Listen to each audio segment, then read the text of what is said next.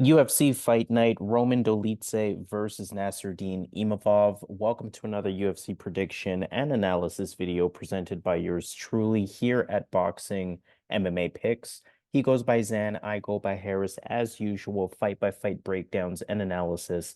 From that betting perspective specifically, we want to let you know which fights are worth the value, which fights to avoid, which underdog has the best shot at winning, and some parlay action toward the end of the video as well. Make sure you hit the thumbs up on this video. We would appreciate that. Please subscribe to the channel as well here at Boxing MMA Picks. And most importantly, when it's all said and done, we're going to want to hear from you in the comments. 13 fights overall for this UFC Fight Night taking place at the UFC Apex. We have 6 fights on the main card, 7 fights on our prelims. Let's get started with our prelims. We have fight number 1, Thomas Petersen versus Jamal Pogues. Heavyweight fight to get us started here. Thomas Petersen, he's on a 3-fight winning streak. He's making his UFC debut. He competed on Dana White Contender Series back in August. Jamal Pogues had that unanimous decision loss to Mick Parkin back in July. For this fight, you're looking at a striker versus wrestler for the most part, Pogues being the striker here, Petersen being the wrestler amongst the two. Pogues is the better striker to that point. He definitely has the quicker hands. I look at Thomas Petersen. He lost to a striker in Waldo Cortez Acosta, of course, now in the UFC. That was back in LFA in 2022. So it makes you wonder what will happen in a fight like this versus a striker like Jamal Pogues.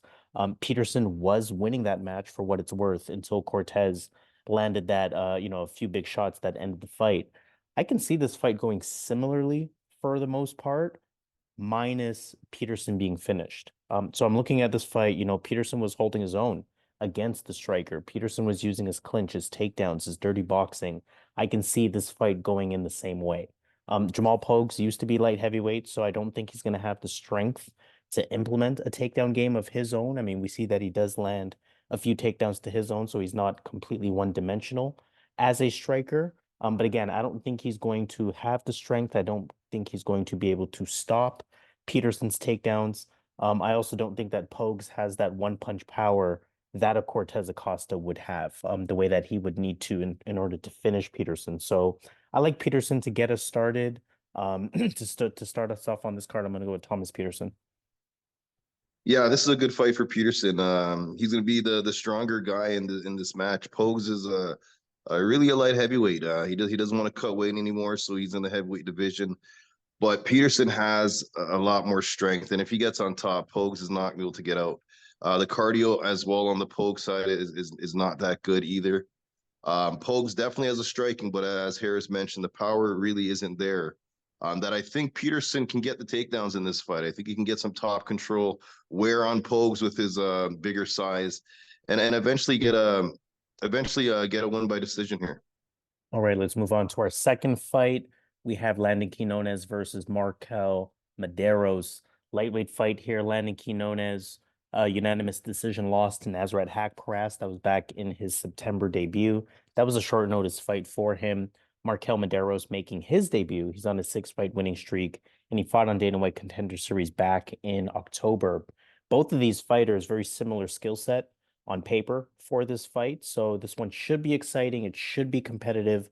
We see the odds fairly close here. Both of these guys are dynamic strikers. Both of them are patient in their striking. They both pick their spots pretty well. They both also have a pretty well-rounded skill set. Neither fighter, one-dimensional by any means, but I do think that this will be a striking match. Now, the reason why I lean in favor of the favorite, Marquel Mederos, it's exactly what we saw with Landon Quiñones' last fight. Though that was a short notice fight, though that was, Nasrat Haqparast, a legitimate fighter in the UFC, Quiñones just not really committed to that forward pressure the way that Marquel Mederos is. And I think that alone is going to tip the rounds in favor of Marquel Mederos. And again, these should be close rounds, but I think Mederos is going to tip the rounds in his favor. It's not guaranteed by any means. I do think it's competitive, like I mentioned. But again, I see Mederos having the better moments in this fight. I see him being the aggressor. I see him being the initiator, maybe even of the clinch more times than not. So ultimately, I see Mederos doing slightly more to end up winning this fight. Could very much go either way, but I'm going to go with the favorite, Marquel Mederos. Yeah, for me, this is a tougher fight for me because I think this is mainly going to be a striking match, and both guys I think are really effective strikers. Quiñones, in my opinion, looked good in that in his UFC debut on short notice against Nasrat Hakparas. I thought he looked pretty good. Hakparas is levels up, but I think that Quiñones for Mederos, I think Quiñones is a step up in competition compared to the guys that Mederos has been beating. Mederos looked good on the contender series. In this fight, I think he's the more talented striker. I think that Quiñones has the hands, the box, and the pressure style. But I like Mederos' counter ability, his speed. He looks good at striking. He's the better striker in my opinion. Leg kicks as well, calf kicks. He mixes it up really well in the striking. Seems to be one step ahead in that area. But again, this is a level up. This is a different fight. And as far as Quiñones could be at that level that Mederos is not going to look that good in this fight. So this fight to me can go either way. This is a good test for Mederos. He wins this fight. He wins this fight looking good. I think this is a guy that we got to watch going further. I'm going to go with Mederos because I do believe that this guy has talent. I think that his striking is going to be he's going to be the better striker. I think it stays on the feet, and I think he's going to do enough to get a decision here. So I'm going to go Marquel Mederos for the win here. Fight number 3, Luana Carolina versus Julia Stoliarenko. Stoliarenko armbar victory over Molly McCann back in July. Luana Carolina unanimous decision win over Ivana Petrovic back in July as well. I think they fought on the same card if I'm not mistaken. These are two girls that can be dangerous in their own respective ways, right? A fight where both fighters have a clear path to victory in their own right if it goes in their way, right? Stoliarenko, way more dangerous on the ground. She can land takedowns. She'll pull guard if she has to as well. We know that she likes to attempt those submissions, those arm bars, those leg locks, things like that. 10 of her 11 wins are via submission. Luana Carolina, on the other hand, 76% takedown defense, pretty decent on paper.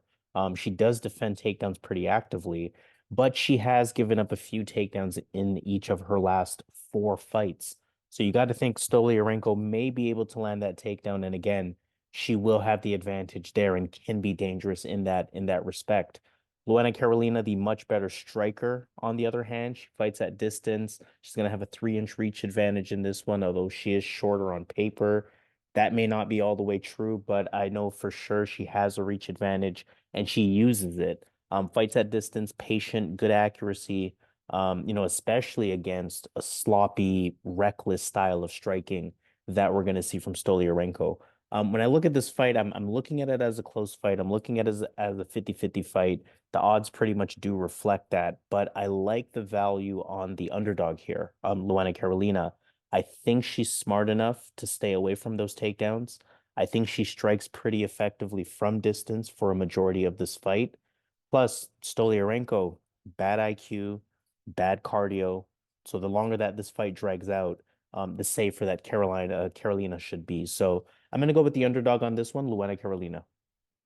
Yeah, to me, this is low level stuff, right? But I'm with you on the Carolina side. I think that when you look at Stoliarenko, she's only winning these fights first round armbars, and I think that's all her wins are first round armbars, and that's going to be tough to bet on that. If she doesn't get that armbar in the first round, it doesn't really look that good. Actually, she had. Let me see here. Okay, maybe in the UFC, just the UFC there, but she doesn't look good. Like she has to win by armbar in a lot of her fights. She has to submit Carolina in that first round. After that first round, Carolina's going to have a sizable striking advantage. She's going to pile up the strikes. And let's not forget who Carolina has beat. She has a couple of good wins on her record. She beat in her last fight, she beat a prospect they brought in to beat her. She also beat Lupi Godinez and had a split decision with Joanne Wood. So she has some good performances in the UFC. I think this is a fighter that she can beat. I think she can keep it on the feet. And on the feet, I think she's going to win a wide decision. If she survives that first round, I think she gets the second and third easily. So I'm going to go Luana Carolina to get the win here. Fight number 4, Blake Bilder versus Jeong Lee. For Blake Bilder, he had a unanimous decision loss to Kyle Nelson back in June, his first professional loss. Jeong Lee, on the other hand, is on a 7-fight winning streak after his split decision win in his February debut. I'm looking at this fight, and to me, Blake Bilder, 8-1, good record, but he's kind of missing that second gear at this level. Hasn't really been, effective with his takedowns at this level. This is a fighter that is supposed to have a pretty good ground game, pretty good grappling as well. His game is reliant on him referring to the grappling. It is something that he's going to need in this fight. Bilder's striking is okay. He will press forward. He is explosive. But his striking, I would say, is maybe average at best. Doesn't really commit to the pressure. The striking defense isn't great to that point. I think Jeong Lee may be the better striker. He's usually a fast starter. Lee has a good jab, but I don't think it's a wide gap with the striking. What's really key for me in this fight is, Jeong Lee, he was taken down 5 times in his last fight. So what that shows for me, it shows a path for Blake Bilder here as an underdog. I think Bilder can play the clinch game, land takedowns. I think he can make it a grappling match. And again, I think he can edge out a win, kind of just outdog Jeong Lee in some ways. So, this is one of those fights I can't be too confident in either direction, but I do think that the underdog Blake Bilder has the tools to win it, mainly with landing those takedowns, making it a scrappy fight. And again, like I said, with the striking, it's close enough where Bilder is not going to be too behind. So I'm going to go with the underdog, Blake Bilder, on this one. Yeah, with Bilder, you gotta like his chances in this fight. He's gonna be the physically stronger guy as well. Better cardio. He should have the wrestling advantage, or he will have the wrestling advantage. He's a tough guy. He's a tough guy to beat. Jeong Lee, he looked pretty good in the UFC Asia Ultimate Fighter style show. There, he looked pretty good there. In his last fight, it was a close fight. He probably lost, but he definitely showed grit. He definitely showed the willingness to stay in there, showed the heart, and he made the fight close. He got the win. In this fight, I think it's going to be a striking match. Bilder should use his wrestling. I'm not sure he's going to be able to get a lot of top control. Early on, I can see Bilder having a hard time keeping him down. On the feet, I can see Lee getting the first 2 rounds.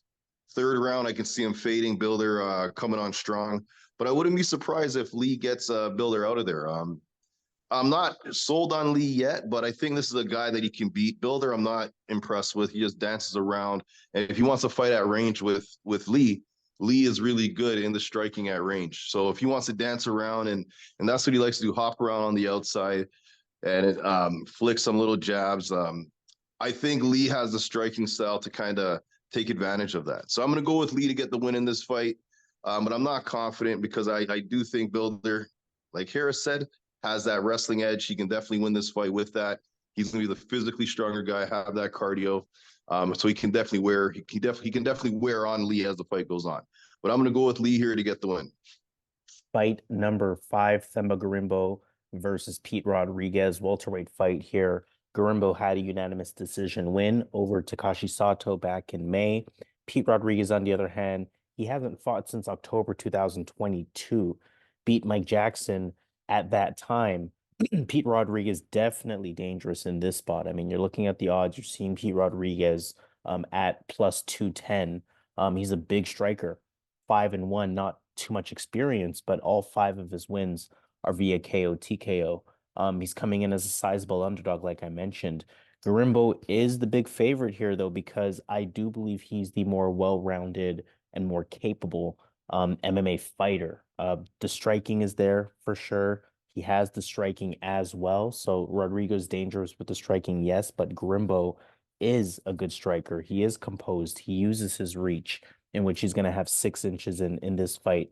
Plus, he can be explosive in his own right. So, I think Gorimbo's going to want to be a bit more tactical in this fight, not really try to be explosive with Pete Rodriguez. And I think he is capable of administering that type of game plan with the striking. What really makes me feel comfortable picking Gorimbo in this fight, however, is that I think he will be able to implement his takedowns. I think he'll be able to implement his top control, his overall ground game, and I don't think Pete Rodriguez is going to have an answer for it. So unless Pete Rodriguez lands that one punch power that we know he's capable of, I think outside of that, Themba Gorimbo should be a pretty safe pick in my books. So I'm gonna go with Themba Gorimbo to get it done. Yeah, Pete's definitely gonna be live for a knockout. He goes out there for that knockout. He's kind of he basically has one style. He has to knock you out here to get the win here. Gorimbo's gonna have that more well-rounded game plan. Throw some kicks, get some takedowns, and he's getting better. This guy's getting good training, so he's definitely improving each fight. He has a good win in his last fight. I think Rodriguez is a bit too basic for Gorimbo. I think Gorimbo is at this point has more tools, and I think he's be able to take advantage of the holes in Rodriguez's game. But again, Rodriguez is definitely live for a knockout. Gorimbo does not have the best striking defense, so I could definitely see Pete knocking him out. But Gorimbo has his hands up, mixes in some strikes with the takedowns. He should be able to get an easy win here. So I'm going to go Themba Gorimbo to get the win in this fight.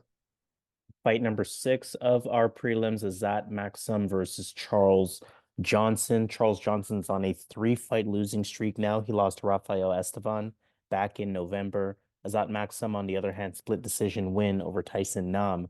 That was in his July debut. Charles Johnson definitely needs a win in this one. Like I mentioned, 3-fight losing streak. One thing I noticed with Charles Johnson, though, he's kind of missing that extra gear to his game, right? Opponents have been able to out hustle him, essentially. They've been able to implement takedowns on him. They've been able to play the clinch game on him. They've been able to outstrike him in moments. And Charles Johnson's supposed to be a good striker, which he is. Now, I wouldn't say Maksum is an elite level prospect, so to speak. But I do think that this is a fight that's set up for Maksum to potentially win pretty comfortably. I think that both of these fighters are pretty even with their striking. Charles Johnson, like I said, we know he's a talented striker, but so is Maksum, right? Both of these guys have a bit more of a technical style of striking, so I don't see either fighter overwhelming the other in the striking department. Maksum, on the other hand, will have a definitive ground advantage, I believe, at least. He may not do much damage because Charles Johnson, pretty good at getting up, pretty good at, not taking too much damage. But Charles Johnson does give up a lot of takedowns, right? And those takedowns, I think, will make the difference in this fight. I think it's a tough matchup for Charles Johnson stylistically. He may be cut after this one because, I mean, this is the guy that was supposed to come in the UFC, look good. He's yet to do so. So I think the UFC is going to give him a tough one. 4 losses in a row, probably gets cut, and may have to work his way back in if he ever gets in. So I'm going with the Azat Maksum to get it done, but I will say I'm going to avoid assuming that this is a parlay piece because, again, Charles Johnson, he's always capable, but nonetheless, I'm going to go with the Azat Maksum. Yeah, there's definitely a path here for Charles Johnson to win. He keeps it on the feet.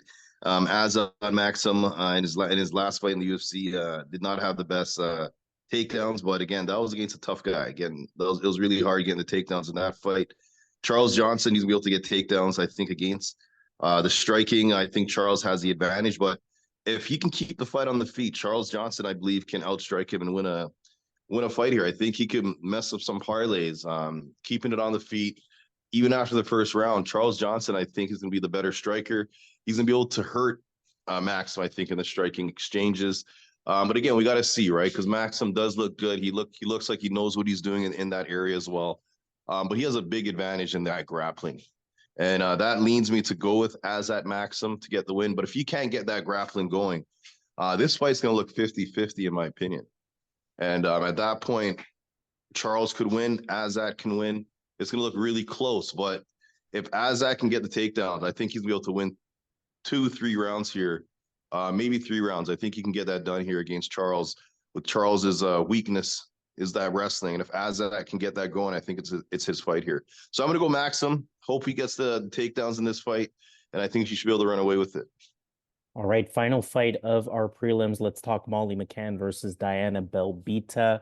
Molly McCann lost to Julia Stoliarenko back in July. It's 2 losses in a row for her now. Diana Belbiţă lost to Karolina Kowalkiewicz back in October. So both of these fighters coming off of losses. And first thing I'll say is this is anyone's fight. Don't let the odds fool you. I know McCann is coming in as a big favorite. That's primarily, at least in my opinion, due to her being a fan favorite. So again, do not let the odds fool you. I think, both of these ladies, they're aggressive strikers. They have heavy hands. That said, 14 combined losses amongst them, zero via KO TKO on either side. So both of them have been pretty durable. I think both fighters will have moments with their striking. Belbiţă's going to have a big reach advantage in this fight, but Molly's good at closing that range. So we're going to have to see how that dynamic plays out.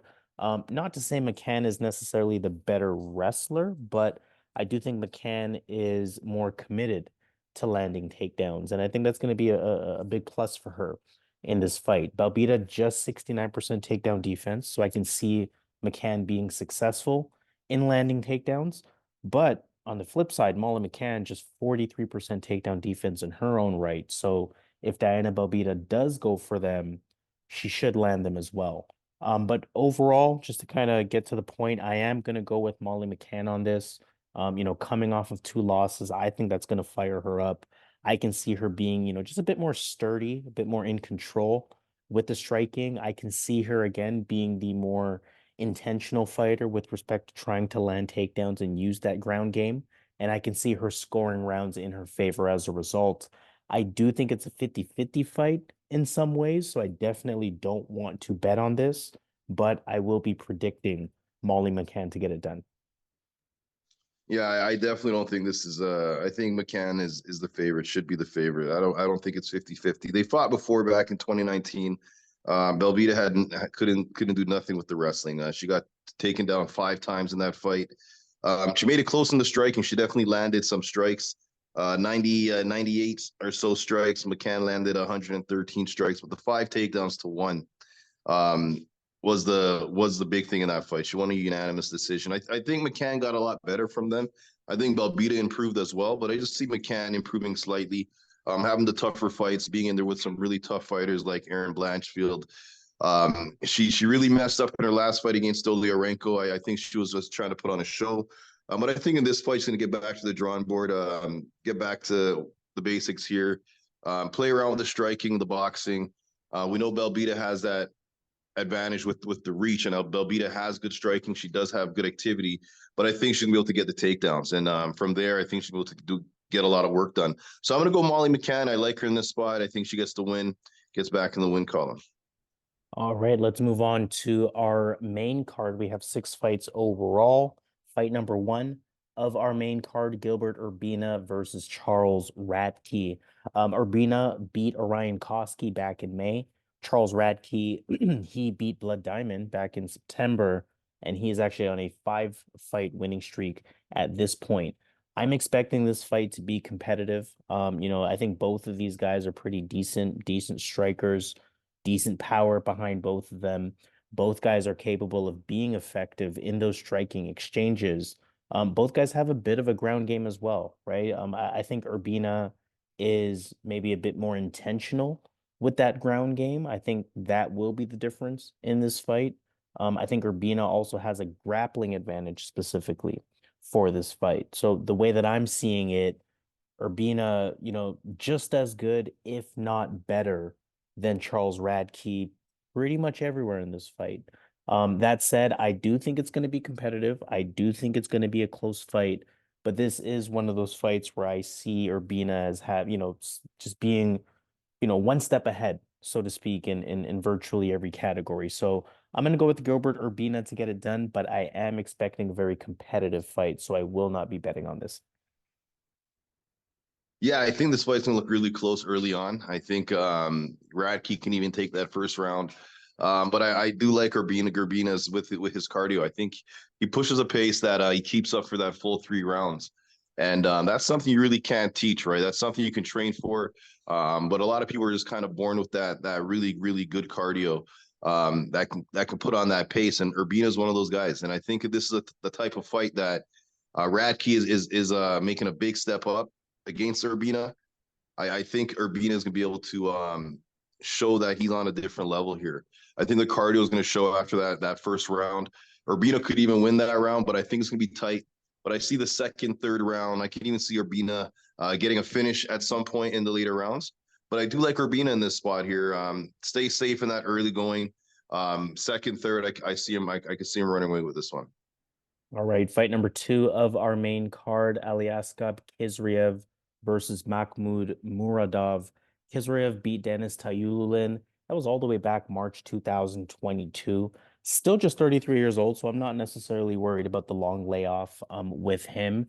Makhmud Muradov, on the other hand, unanimous decision win over Brian Barberena back in July, so definitely the much more active fighter comparatively.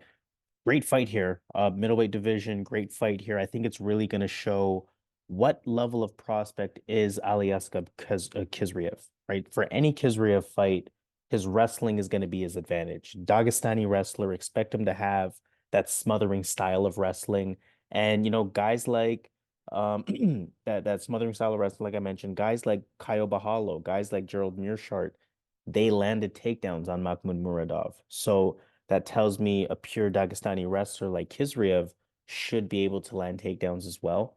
Makhmud Muradov, now he does have wrestling. He landed 13 takedowns in his last fight, for example, so that is really impressive.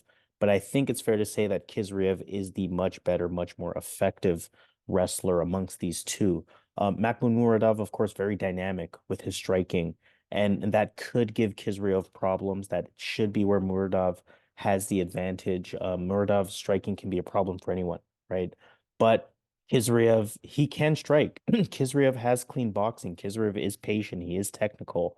So I think he will be able to hold his own in the striking, while again being able to use those takedowns throughout the fight to win the rounds. Muradov definitely has a striker's chance for sure, but I think Khizriev has a clearer path to victory. And I think he's going to be able to capitalize on it. So Aliaskhab Khizriev is going to be my pick to get it done. I may consider betting on this one. I will say that this could have good value, but again, this is a step up in competition for Khizriev, and this is a really a good litmus test to see exactly what level he's at. But nonetheless, Aliaskhab Khizriev is my pick. Yeah, I think this fight, I think this fight's Khizriev's fight. I think the takedowns, the wrestling's gonna be too much here. Muradov has a lot of value as an underdog. This guy, I think Muradov is the more well-rounded guy. He's decent everywhere. He's the better striker. He's dangerous striking. But for me, it's that wrestling, the cardio. Khizriev's gonna wrestle for 3 rounds, and he has good submissions as well. I think Khizriev could be a contender down the line. I think this guy has the game, has a style, especially in the middleweight division that doesn't have, or there are good wrestlers, but that high level wrestling breed that I think Khizriev could bring. Because again, he's improving every fight. When he gets to that point, I think he's gonna be a real problem if he gets up there. I think right now at this point, though, Muradov is a good test. I think Khizriev is gonna pass. I think he's gonna be able to use the takedowns, kind of maul him on the ground, maybe get a finish here. But I like Khizriev in this spot here to use that cardio, outpace him, and that grappling and get a win in this spot. Fight number 3, Viviane Araujo versus Natália Silva. Araujo, a unanimous decision win over Jennifer Maia back in October. Silva, unanimous decision win over Andrea Lee back in August. It's a high-level fight for this division, for the women's flyweight division. So right away, I will say that Araujo has a value as an underdog. I mean, she showed in her last fight that she still very much competes at a high level when she beat Jennifer Maia. Both fighters are very well rounded. Araujo, of course, has that explosive striking, that big power, whereas Silva has that takedown, the kicks, the constant movement, the constant pace. Both fighters are capable on the ground. Both fighters can land takedowns. Both of them are great grapplers. Silva has amazing takedown defense at 92%. And she doesn't really look for takedowns offensively. So I think that's going to equate to most of this fight occurring on the feet. With respect to the striking, I think Silva's going to have a significant speed advantage in this fight. Her constant pace, her constant movement, I think will make a difference in this fight. Now, of course, make no mistake, Araujo is very dangerous, very live, very valuable as an underdog. but I think the outcome for this fight is going to be very similar to Natalia Silva's last fight. Just too quick, too much movement, too much pace. So she's going to be my pick. I think, she's going to look good. She's going to look fast. She's going to look fresh. The age is going to play a difference. And Natalia Silva, really a prospect to watch for in this division. I think this is going to be one of those fights that really catapults her to near title shot by the end of the year type of thing. So I'm going to go with Natalia Silva to get it done over Viviane Araujo, but a very tough fight. Yeah, Silva's gonna be tough to beat in this fight because Araujo's gonna have to get the takedowns. I think on the feet, Silva's gonna be too quick, too slick with her striking, in and out. Really good striking. But getting takedowns against Silva is gonna be really tough. We've seen Jasmine have a real hard time getting takedowns in that fight. I believe Bleda got some takedowns, but wasn't able to keep her down there. And third round, Bleda got knocked out. Araujo has cardio problems. And Silva shown in that Bleda fight, she carries that power into that third round. I think she's gonna be able to win this fight. She's gonna style on Araujo. Araujo is like 38, so she's up there in age. I like Natalia Silva in this spot. I think it could be it's a parlay piece that you can kind of put on a parlay or two. I think she gets it done and she looks good doing it. Fight number 4 of our main card, Randy Brown versus Muslim Salikhov. Randy Brown had that unanimous decision win over Wellington Turman back in June. Salikhov, a unanimous decision loss to Nicholas Dalby back in June as well. Both of these guys, pretty complete fighters. I think they were originally supposed to fight back in December, but here we are today. Again, like I said, both complete fighters, both very capable strikers. Both can and will have their moments with the striking. We know that Randy Brown uses that height and reach advantage, tall, dynamic, methodical striker, whereas Salikhov shows really good boxing, good kickboxing, good footwork, sets things up pretty well. So I think this fight can go in either direction in a lot of ways. Both guys can land takedowns, more of an active part of Salikhov's game, but not really an overly active part of either of their games. So I do think that most of this fight will be a striking match. Salikhov for sure has value, has really good power, and Brown, he hasn't been the most durable. Of his 5 losses, 4 of them are via finish, so we do have to watch out for that. But my prediction will be for Randy Brown. I mean, age is going to play a factor here. Salikhov nearly 40 years old. You got to think he's on a decline. More importantly, Randy Brown is going to have a key 4 inches in height, 8 inches in reach in terms of advantages in this fight. And most importantly, neither fighter is necessarily a high-paced fighter. I think that's going to work to Randy Brown's advantage. So Randy Brown should get it done, but I'm not going to bet on this one. I like Randy Brown, but I just can't rely on him from a betting perspective. But nonetheless, from a prediction perspective, I'm going to go with Randy Brown. Yeah, I gotta go Randy Brown as well. The younger guy. It's gonna be a striking fight. I think I think Randy Brown is a more durable guy right now. Maddalena hits hard, right? And that guy knocks out a lot of guys. But he went 3 rounds with Trinaldo. He went 3 rounds with Chaos Williams. These are guys that hit hard. Warley Alves, right? So the only guys that were able to finish him were Vicente Luque and Maddalena knocked him down, and obviously that Nico Price, where he was on top of Nico, and Nico knocked him up from off his back. But I think his chin's gonna hold up here. I really think his chin's gonna hold up. I think he's gonna be able to be the guy as the fight goes on, having the better cardio. Salikhov slows down, and I think that reach is gonna be a big thing in this fight. I like Brown in this spot, but I'm with you, Harris. I can't feel confident because this is gonna be like a Street Fighter type fight. They're just gonna stand there, strike. They both are gonna throw heavy shots, good strikes. But I like Brown, the younger guy, having the better cardio. I think he gets it done here. All right, let's talk co-main event of the evening. We have Renato Moicano versus Drew Dober. Moicano last fought November 2022. He beat Brad Riddell at that time. Drew Dober fought much more recently, back in October, beating Ricky Glenn at that time. It's a good fight here, close fight. It is reflected in the odds to some degree. I mean, Moicano probably a bigger favorite than he should be. I do think you can make the case for either fighter We know Dober has that power. We know he has that constant pressure. We know he's as tough as it gets. Don't expect any takedowns from him. Moicano, on the other hand, very capable striker in his own right. We definitely saw what he did against a good striker in Brad Riddell in his last fight to kind of give you that confidence boost with respect to his striking.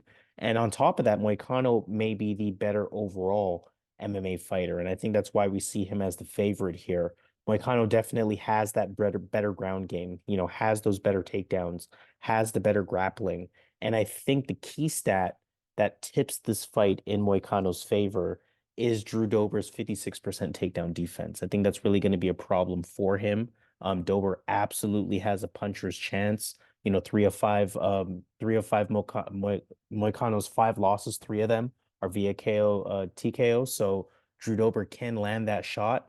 But my pick is going to be for Renato Moicano. Again, I just think he's the better overall MMA fighter.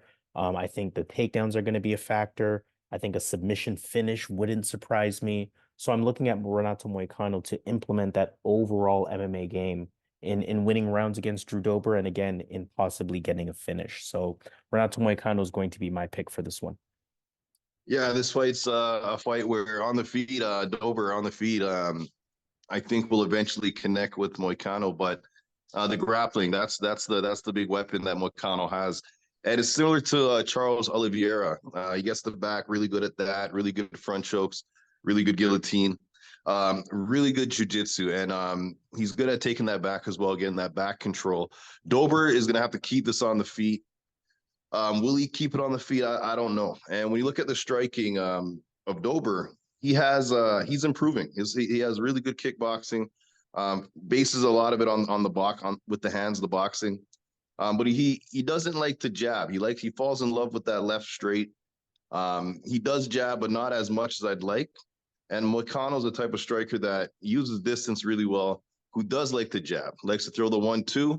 And if you watch that Calvin Kattar fight, Moicano was an underdog. We went in there and outstruck Kattar, used a lot of leg kicks and used a lot of good movement.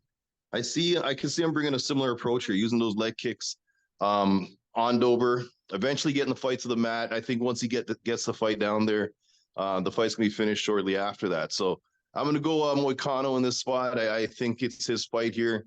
His chin is kind of questionable, but I think he's ready for this fight. I think he wants to get back in the win column. I think he's going to avoid the power. He's fought similar guys to Dober and has looked good in these fights. Alex Hernandez, his last fight, Brad Riddell, similar type of guys, want to keep it on the feet. Damir Hadzovic, he knows how to fight these type of guys. So I'm going to go with Renato Moicano to get the win here. So that leaves us with our main event, fight number 6 of our main card, Roman Dolidze versus Nassourdine Imavov. Dolidze unanimous decision loss to Marvin Vettori back in March. Nassourdine Imavov, his last fight was a no contest versus Chris Curtis back in June. High level fight for sure, main event. So we know no matter how much you analyze these main events, anything can happen. So be prepared for a competitive fight, a close fight. That said, stylistically, I really like Imavov in this spot. Marvin Vettori turned Dolidze into a striker in his last fight. And although Dolidze is dangerous with his power, Dolidze presses forward, almost has like a zombie-esque type of style. He's still limited as a striker. He's still slow. He still throws one at a time. Imavov should have a significant striking advantage here. Imavov is patient, he's crafty, he moves well, he's light on the feet. He's a great counterpuncher. He has good timing, good striking speed. He's sharper than Marvin Vettori by comparison. And again, Marvin Vettori was able to give Dolidze problems. Of course, Vettori is a beast, so that's not taking anything away from him. Dolidze, of course, has that ground game. We know that's where his advantage is in his fights. He has the takedowns. He has, a very high level of grappling. But we can't forget Nassourdine Imavov. Imavov has wrestling in his own right, has wrestling IQ, ground IQ in his own right.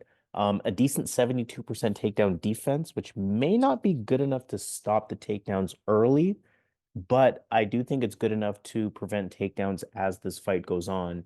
as Dolidze's cardio tank starts to wear out. So really the way that I'm looking at this fight, Dolidze's main way to win is a style that Imavov has at least enough IQ to defend.